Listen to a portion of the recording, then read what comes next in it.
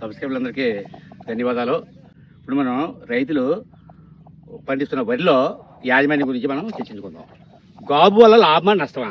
వరి చేలో గాబు వల్ల పట్టడం వల్ల లాభమా నష్టమా? నన్ను అడిగితే లాభమా అని చెప్తాను. ఇదే పిచ్చోడు గాబు వల్ల లాభం అంటారంటారా?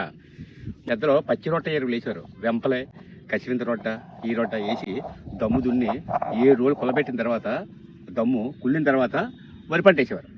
కానీ ఇప్పుడు అలా కాదు. ఈ రోజు దమ్ము చేసాడు, రేపు పొడిచాడు. అంతా హైటెక్ కదా మన రైతులు, వెంటనే పండియాల. ఇప్పుడు మనం చేయకపోవడం వల్ల ఎందుకు పచ్చి రొట్ట ఎరువులు వేసేవారు? దాని అందులోనే కొన్ని ఎరువులు ఉంటాయి. భాస్వరం, పొటాసు, యూరియా అన్నీ ఉంటాయి. సూక్ష్మ పదార్థాలు అన్నీ ఉన్నాయి అందులో.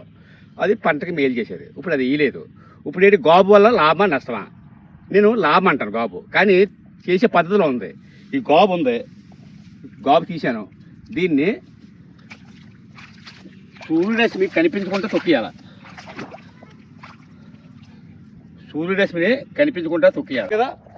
గాబు పీకేసి తొక్కాలని భూమిలో కనిపించకూడదు, ఆకు కూడా కనిపించకూడదు. కనిపించడం చూడండి, మళ్ళీ గాబు ఎలా తీసి పడేశారు లేబర్ కాపు చెప్తేనే మళ్ళీ వచ్చేస్తుంది. దానివల్ల ఉపయోగం లేదు. మొత్తం తొక్క కనిపించకూడదు, ఎండ తగలకూడదు. ఎండ తగిలిందా మళ్ళీ వచ్చేస్తుంది.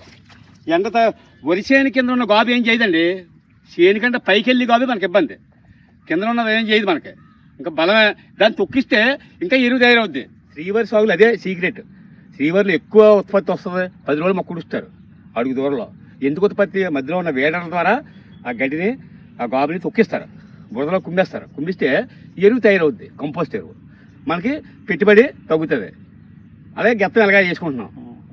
ఓకే, గాబుని అలాగా ఉపయోగించుకోండి. పైకి కనిపించకుండా తొక్కాలి. తొక్కితే మన మొక్కకి మేలు, సారం, నేలకి సారం. ఇప్పుడు కూలీల ఖర్చు ఎక్కువ అవుతుందని గడ్డి మందు కుట్టేస్తున్నారు. దానివల్ల నేలకి, మట్టికి చెడు వస్తుంది. తర్వాత మన పంట కూడా జంకుతుంది. ఉదాహరణ కూడా చూపిస్తాను. గడ్డి మందు వల్ల సైడ్ ఎఫెక్ట్స్ ఉన్నాయి.